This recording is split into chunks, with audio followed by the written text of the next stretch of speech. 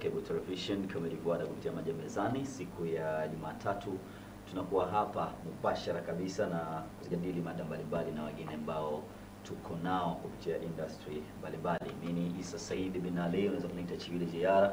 Asante kwa kuchagua Zanzibar Cable Television na nikukaribishe tu kwa takriban dakika 50 za kumzungumza ama kuijadili na kuichanganua mada ambayo tumeweka mezani tayari kama ambavyo unaiona kwenye television yako hapo. Nani ana jukumu la kusimamia ama kukuza kipaji cha mtoto? Inawezekana muda mwingine anakuwa yuko nyumbani, muda mwingine anakuwa yuko skuli na vitu kama hivyo, lakini je, vipi tunaweza kukuza kipaji chake? Niko na Kasim Omar ama Mashmale, yeye ni CEO na ni mwanzilishi wa Stone Town Records, Stone Town Community, kwa maana ya studio ya kijamii. Lengo ni kusaidia vijana, lakini pia niko na mkurugenzi kutoka Zaiba, Abdulaziz Salim.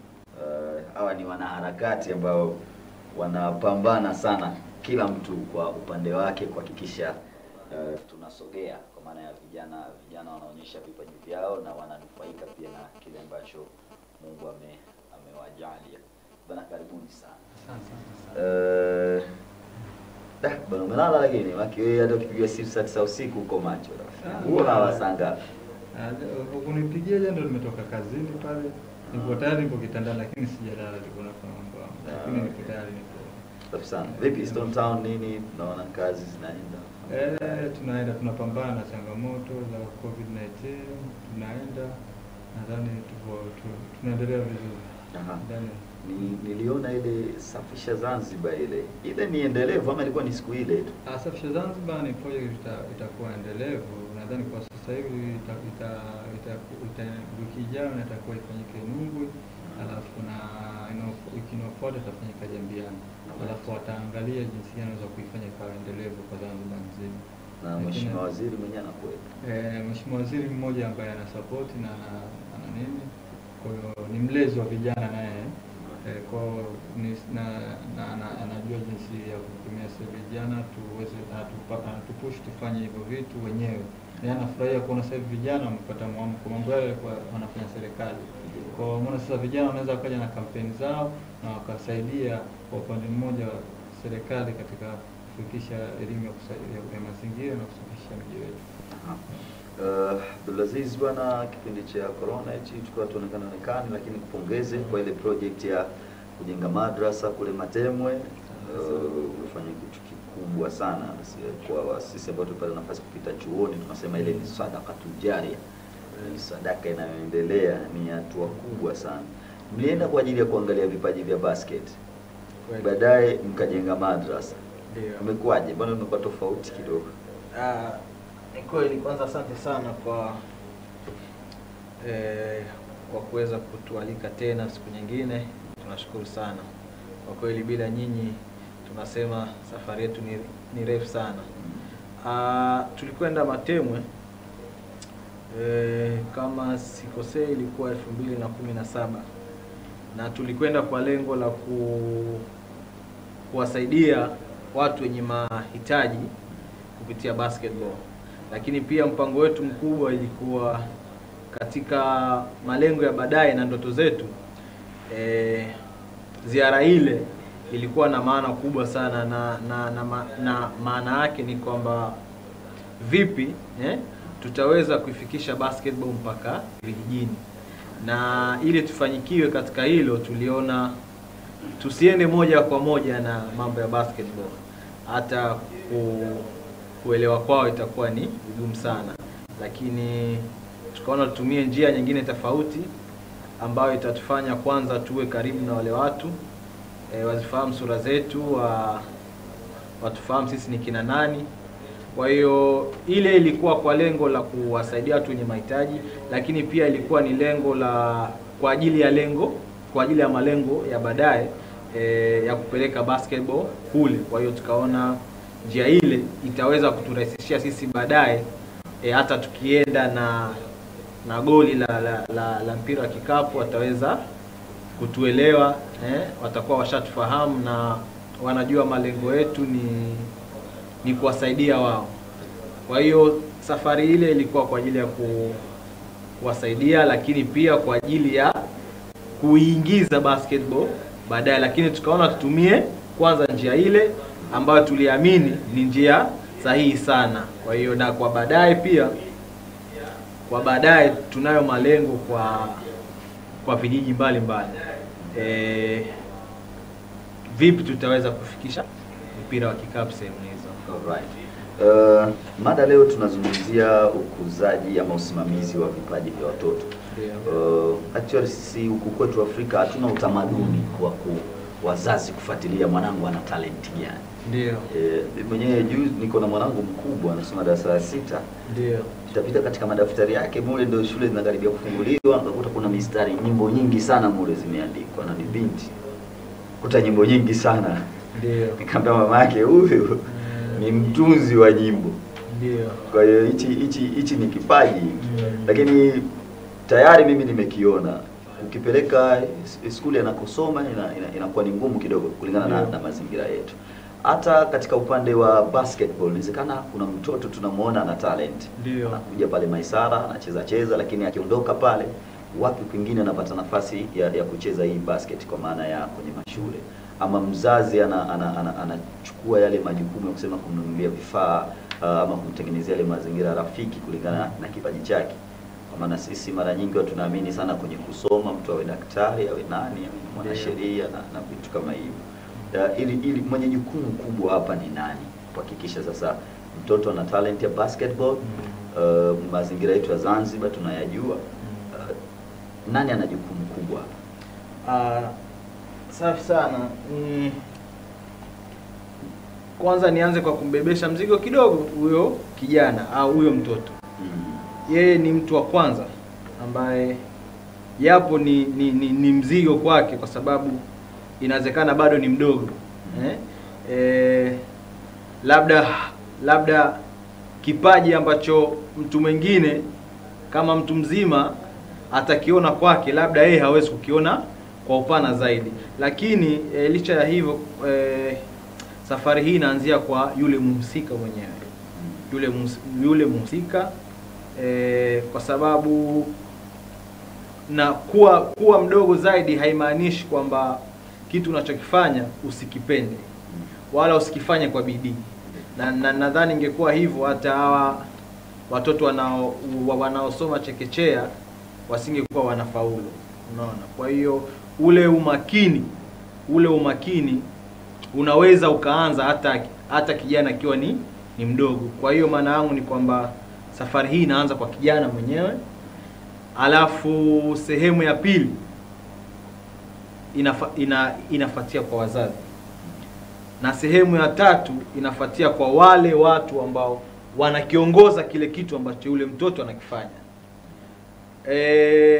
Wazazi ni sehemu ya pili, kwa sababu wazazi ndio wenye mamlaka na yule kijana, lakini wazazi ndio wenye msaada mkubwa sana kwa yule kijana, kwa sababu mzazi akisema usifanye kitu hichi, hata kama wewe unamsimamia, labda ni kocha, mlezi kwenye mchezo, sauti yako haiwezi ikawa kubwa kumzidia yule mzazi. Na yes, kwa hiyo maana kubwa ni kwamba sehemu ya pili ni wazazi. Na kama walivyosema katika nchi zetu, hatuamini sana katika michezo, na ni moja ya changamoto ambazo sisi kama viongozi na wadau tunazipitia kwa vijana, na ni moja ya masikitiko makubwa ambayo vijana sisi kama viongozi wao huwa wanatuletea sana. Ile trust wazazi kwa vijana kupitia michezo ni ndogo sana. Kwa hiyo sehemu ya tatu ni wale watu wahusika ambao wanaongoza lile jambo ambalo yule mtoto analifanya, labda michezo. Kwa hiyo sehemu ya tatu ni wale viongozi.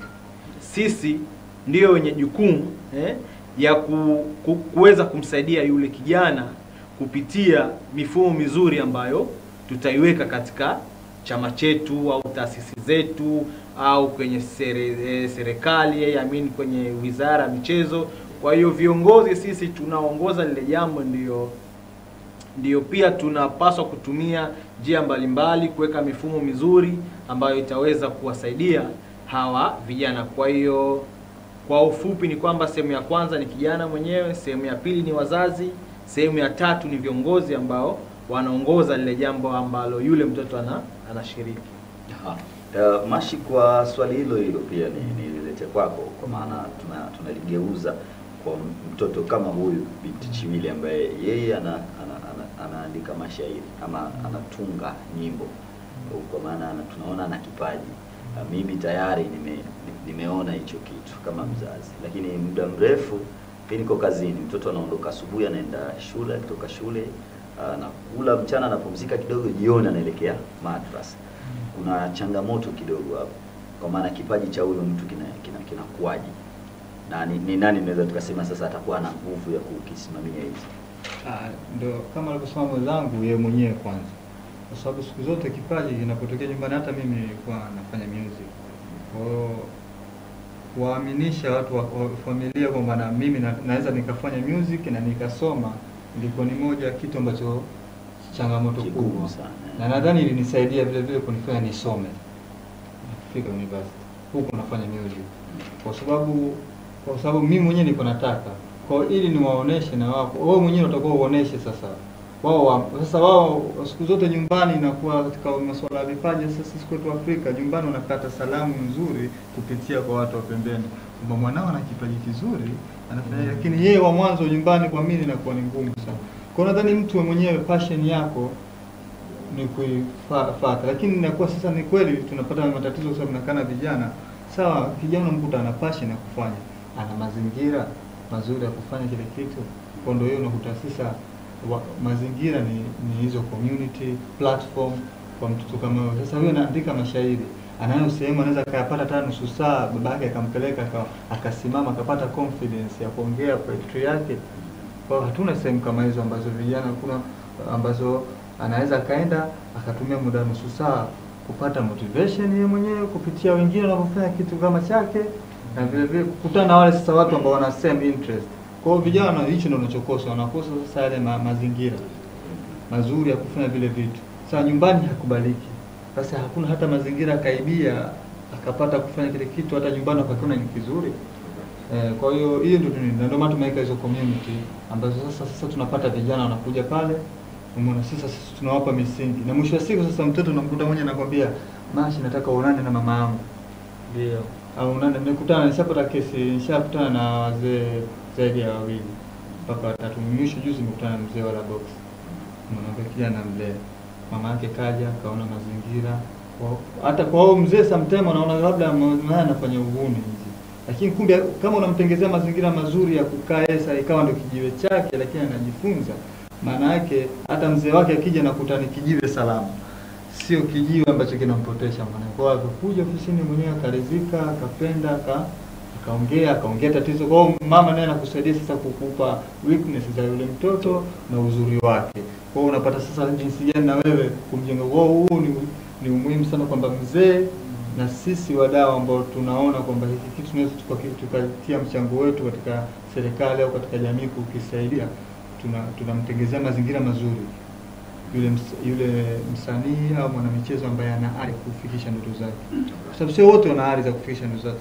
Kwa hiyo mtu mwenye ari anahitaji hizo misaada mbili kutoka kwa mzee na viongozi au mwalimu.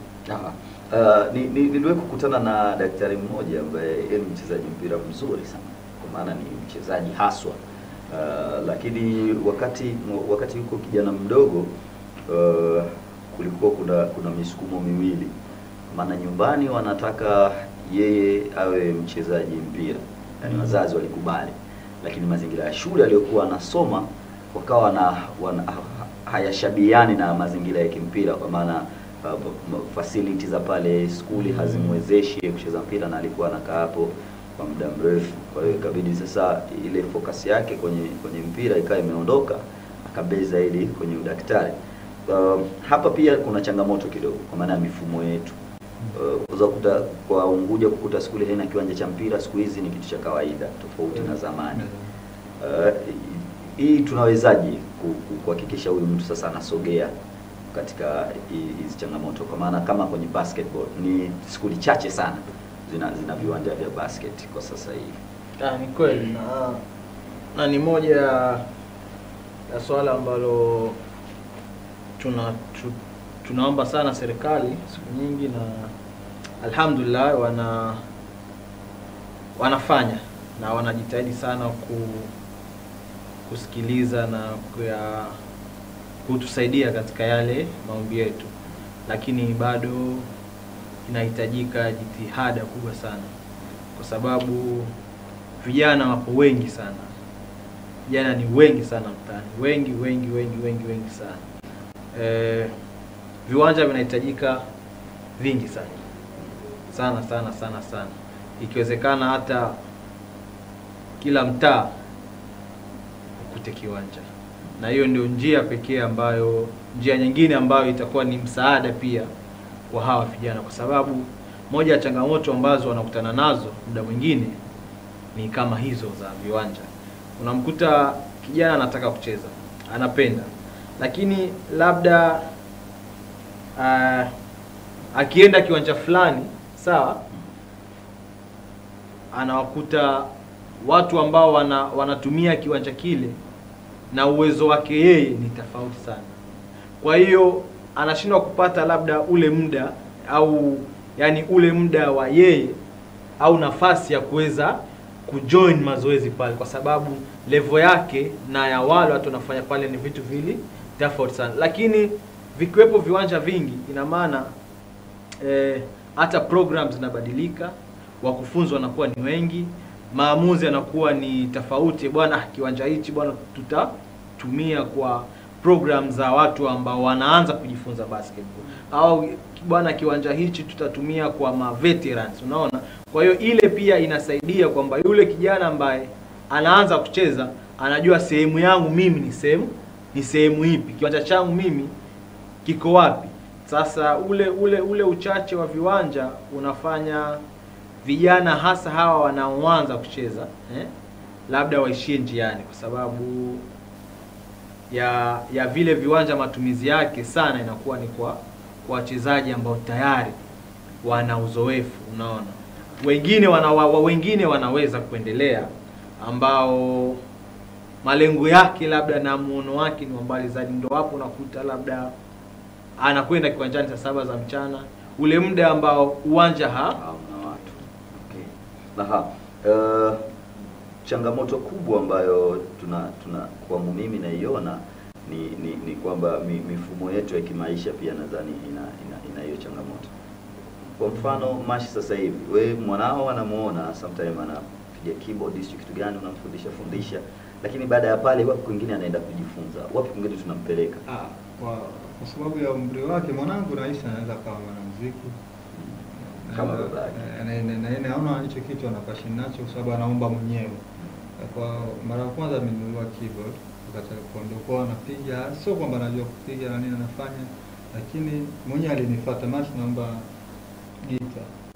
Kwa mimi na gita langu dogo ambalo natumia la umeme, lakini is very expensive, lakini ni dogo ambalo yeye anaweza kalishika kana. Kwa hiyo nikamchukulia nikampa. Akaja tena akaniambia nataka drum dogo hivi. Kwa hiyo yeye mwenyewe ana interest na mimi nakuwa namsogezea. Wala simforce kwamba jifunze sasa hivi, lakini namsogezea kwa sababu nampa ile mazingira yale. Na shari rekodi nyimbo yeye kama yeye. Kwamba ushameenda anaweza kukaa kwenye nini akarekodi. Kwa hiyo anaona kwa sababu analelewa kwenye mazingira yale. Akija kazini kwangu na mimi nafanya masuala yale. Kwa hiyo Isa amekuwa anaona vile vitu na ina interest. Siwezi kumforce awe mwanamuziki, ila nitamkaribisha katika ulimwengu huo kama anayohitaji na kumpa support. Kwa sababu naona hiyo ni vitu ambavyo tunaselewa. Na nadhani ni mifumo ya ulezi ambayo tunalelewa. Tumelelewa kwa kukoseshwa confidence. Tani familia. Tayari mtu unavunjwa ile confidence yako kwa kujiamini kwamba wewe unaweza kufanya kitu. Umeona? Upate nafasi ya kuelezea wewe unataka kufanya nini. Umeona? Huwezi kumfuata baba yako kwamba mimi nataka kufanya muziki. Yaani ukaweza kumwona baba unamkimbia. Kwa hata malezi yani kwamba mtoto analelewa na mama tu, nawe inachangia kutokuta kipaji. Nadhani kujiamini na kuwa na ile courage na kujiamini inatoka kwa baba sana. Confidence mtoto anaipata kutoka kwa baba. Kwa hiyo na sisi nadhani wazee wa kiume ndio tutakuwa nadhani tuliangalia sana. Tunawapa sana mzigo kina mama katika ulezi. hatuna nafasi ya kukaa na mtoto na ukamsoma. Kama wewe sasa hivi miaka mingapi ndio umemgundua mwanao anaandika? Si ungeke kaanza kuandika zaidi ya miaka 3 nyuma. Umeona, au 4, lakini hujaligundua hiyo. Umeona, kwa hiyo ni kitu ambacho nacho kinachangia kutofikia hapo. Lakini sasa tukiwapa nafasi hizo na wao wakaona nipate, kwa hata wakipata changamoto unawajua vipi utawasaidia. Lakini nyumbani anakosa changamoto na platform. Tumekosa kwa tuna uhaba wa platform na system yote. Kwa sababu msanii kama msanii anahitaji platform, anahitaji sehemu ya kuenda aonekane sasa, ili kama anataka kuamua kufanya ile sanaa kama maisha yake, wapo wadau pale wanaweza wakamchukua, wakamtrain, wakamuingiza sasa katika biashara ya ile sanaa yake. Na hicho ndio ndio hatuna, na vijana hawajui. Vijana wana talent wengi Zanzibar sana. Napata simu kila siku. Sasa sijui namsaidia nani. Lakini sasa hawana wapi pa kwenda ambao wanaweza wakajikuta wao kwenye mikono salama kufikisha zile malengo yao.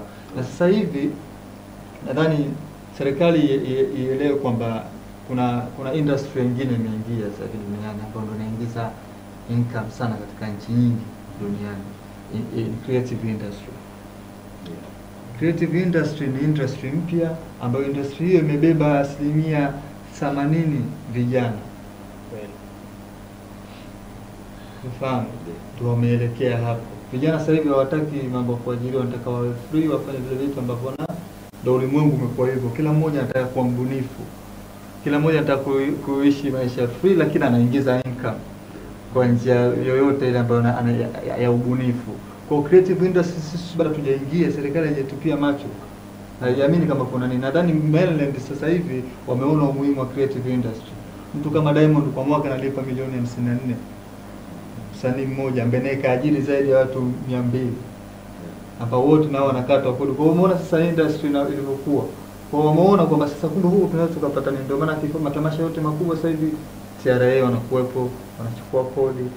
Kwa hiyo nadhani kwa upande wa kwetu nao tuliangalia swala hilo kubwa kwamba kuna creative industry ambayo tukiswitch vizuri, tukakaa na hao watu wanaofanya wasanii wenyewe na michezo wenyewe, tukikaa nao vizuri, tunaweza kutengeneza income za watu wengine hata sio wana michezo wala nini, lakini kupitia hiyo creative industry.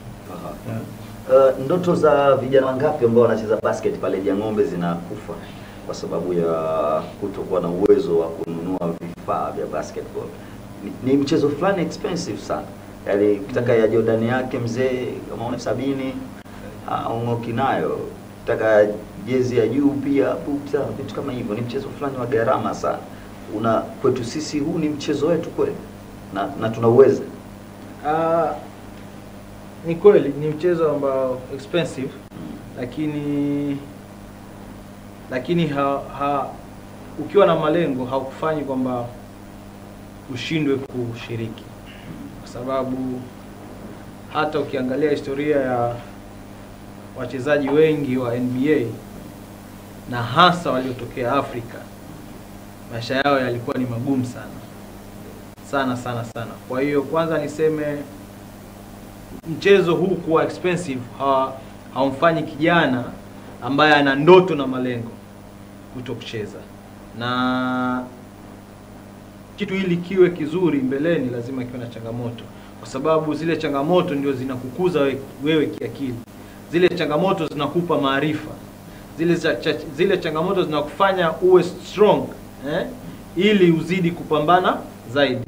Lakini hata zinakufanya pia zile changamoto utakapofika mbele ya safari yako uweze kukumbuka kwamba nyuma kuna wenzangu wanapitia 1, 2, 3. Lakini ikiwa hukuzipitia zile ni ngumu sana kuja kuwasaidia ambao wako nyuma. Kwa hiyo kweli ni mchezo upo expensive, lakini wapo pia vijana ambao wanapambana nao, wanasonga nao.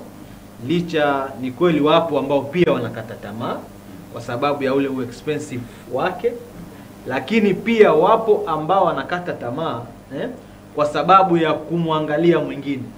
Unajua ya kwamba mimi na wewe mfano tukiwa kiwanjani tumependeza, raba ya kiasi fulani hivi, ile inawakatisha tamaa wale ambao wapo chini. Wanao sasa ndio fikra zao zinakuja hapo kwamba mchezo naona jamaa wana shine wana hivyo, alafu mimi kiatu changu kibovu kimetoboka.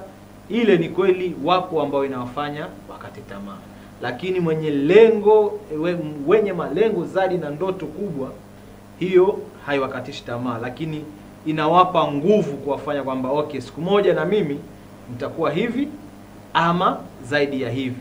Lakini ni kweli ni changamoto na sisi wenyewe tushakumbana nazo, na nadhani kwenye wiki za mbele hapa kuna program ambayo sisi tumeandaa kama Zaiba, na ni baada ya kukutana na vitu kama hivyo, kuziona hisia za vijana kama hao. Kwa hiyo tumeweka mfumo ambao unarudi kwenye ubinadamu kupitia michezo, kuwafanya vijana kama hao wa mitaani, kwa sababu wapo vijana ambao wameanza basket wenyewe bila kuanzishwa na mtu, na sababu zao wengine labda wamepita maisara wakakutana na game, kwa hiyo yale mazingira yakawafurahisha, akasema ngoja na mimi nianze.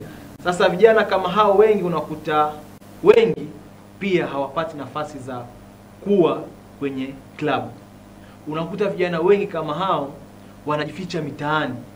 Viwanja hivi viwili vitatu vya mitaani unamkuta labda kijana anakwenda mwenyewe saa 7 pale, saa ngapi. Kwa hiyo kijana kama huyo pia anatamani sana kufundishwa na labda kocha fulani. Zanzibar tunao makocha wakubwa, lakini makocha wengi sana wako busy na zile club zao. Unamkuta coach yupo kwenye labda Stone Town, Polisi jioni, kwa hiyo yupo busy na kile kibarua chake. Yule kijana ambaye alianza basketball mwenyewe kwa kupenda, yuko mtaani, anakosa ile fursa ya kufundishwa au kupata some skills kutoka kwa wale makocha ambao yeye anaamini ni wakubwa au anatamani wamfundishe. Kwa hiyo tumeweka mfumo ambao utawafanya wale vijana wale wa mitaani kila weekend waweze kukutana na makocha tofauti wa Zanzibar. Ina maana itampa fursa yule kijana sasa, kila Jumamosi anajua kwamba na kwenda kufundishwa na makocha tofauti kutoka Zanzibar, kutoka bara. Kwa hiyo ile itakuwa pia ni moja ya sababu ya kumfanya asijisikie vibaya, asikate tamaa kuona watu wako sehemu fulani alafu yeye yuko sehemu fulani, ile kuwakutanisha kwa pamoja. Alright. Muda naona umesogea sana, na nafikiri ni mjadala mpana. Leo tunaangazia ni nani ana jukumu la kukuza kipaji cha mtoto. Mashi, wakati upo mdogo ulikuwa una passion ya music na nini na vitu kama hivyo, lakini kwa hapa kwetu mathalan mtoto anasoma, chukulie viko pale kuna uwanja wa basket, ataweza akapata muda wa kucheza kidogo, ingawa sio kitu rahisi. Huyu anaimba muziki pale viko, yeye anaonyeshaje talent yake, watu wa shule wakajua kama ana talent.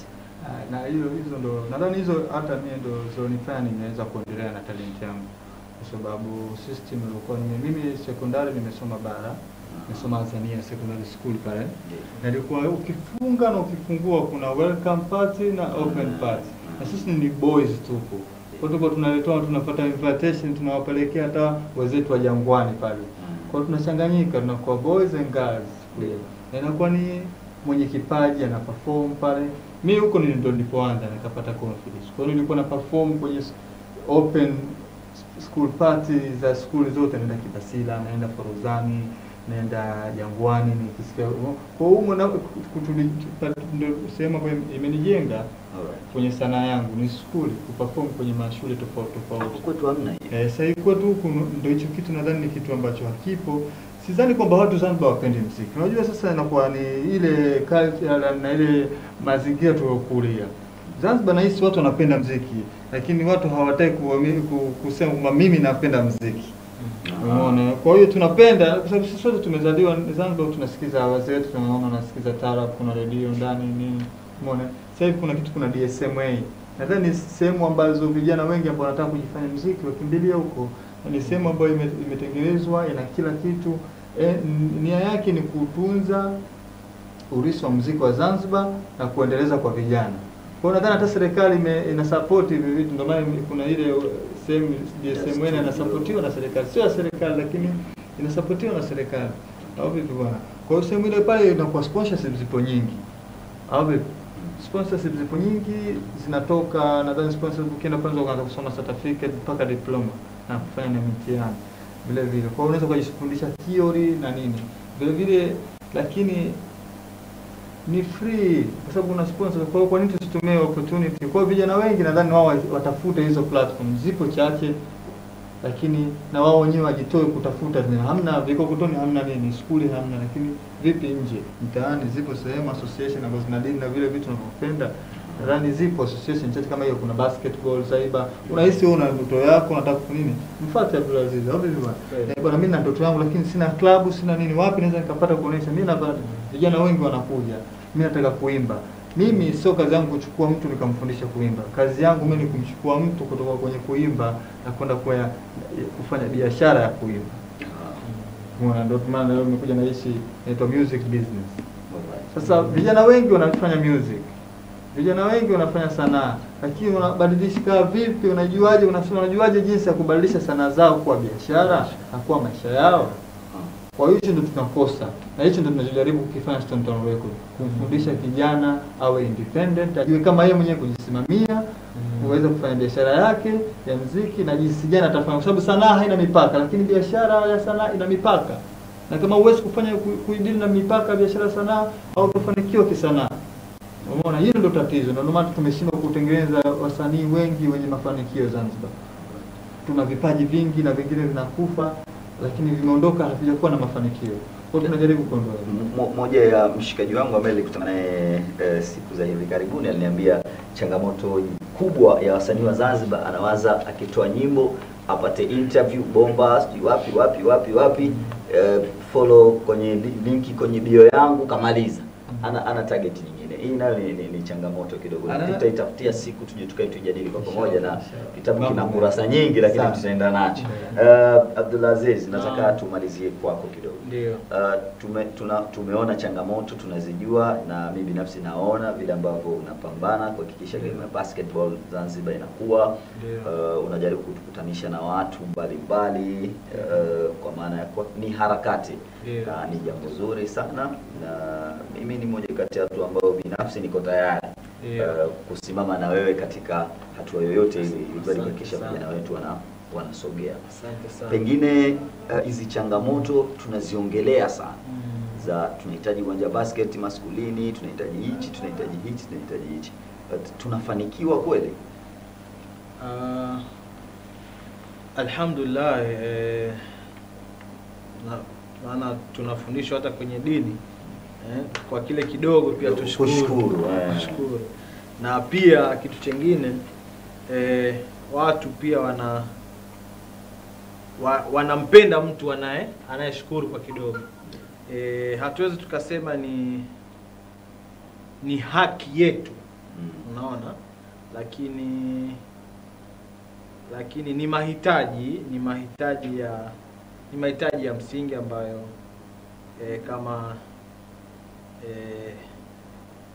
kama vijana ndani ya nchi ambao sio vibaya kuyapata na kusaidiwa, sababu kila mmoja ana kitu ambacho anakipenda, kila mmoja ana sehemu ambayo anataka kuwa,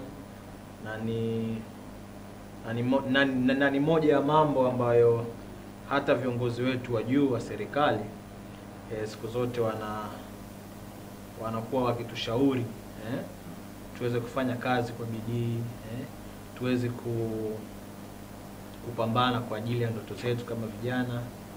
Kwa hiyo ni swala ambalo hata viongozi wetu wa nchi wanajua kwamba vijana wanahitaji kufika sehemu fulani, wanahitaji kufanya jambo fulani, na wao ni kama wazazi kwetu sisi.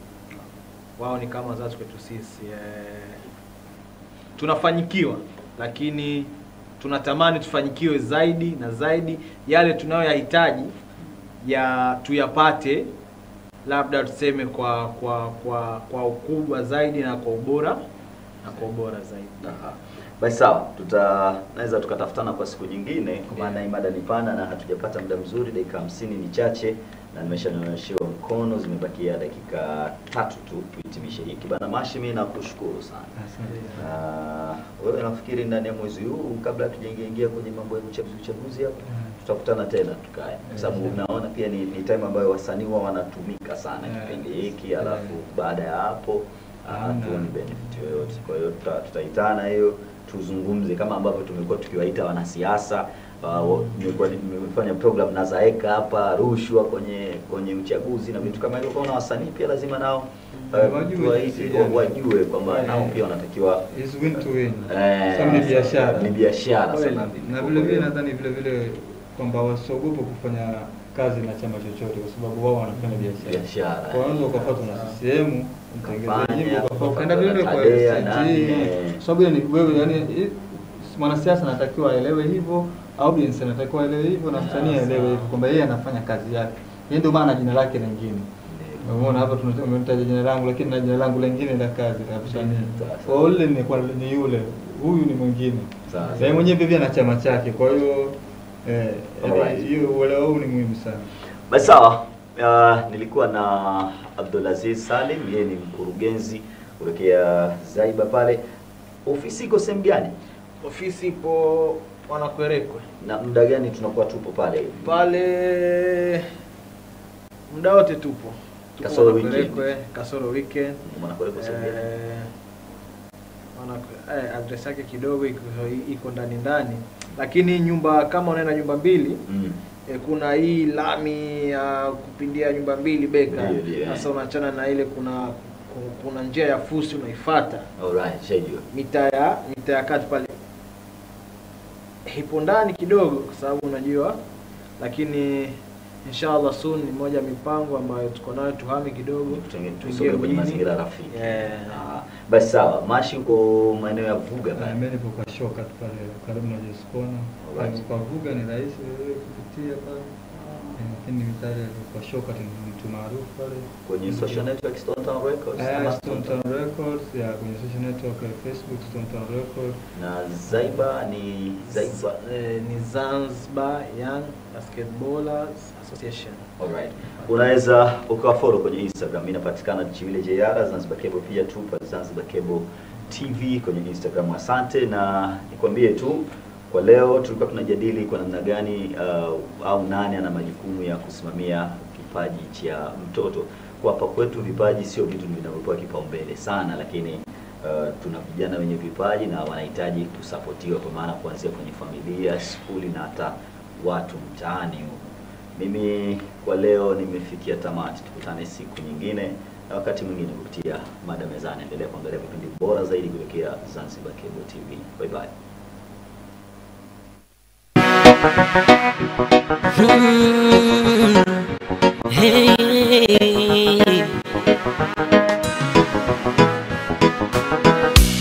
Najivunia kwa Mzanzibari, nilazaliwa ukanda wa bahari. Zanzibar yangu nzuri, kwa habari moto moto, vipindi vya watoto, burudani na michezo. Ni team ZCTV, ukarimu wa mwambao.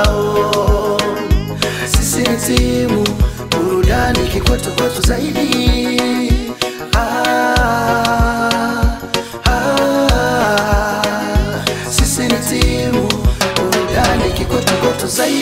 Zanzibar Cable Television, ukarimu wa mwambao.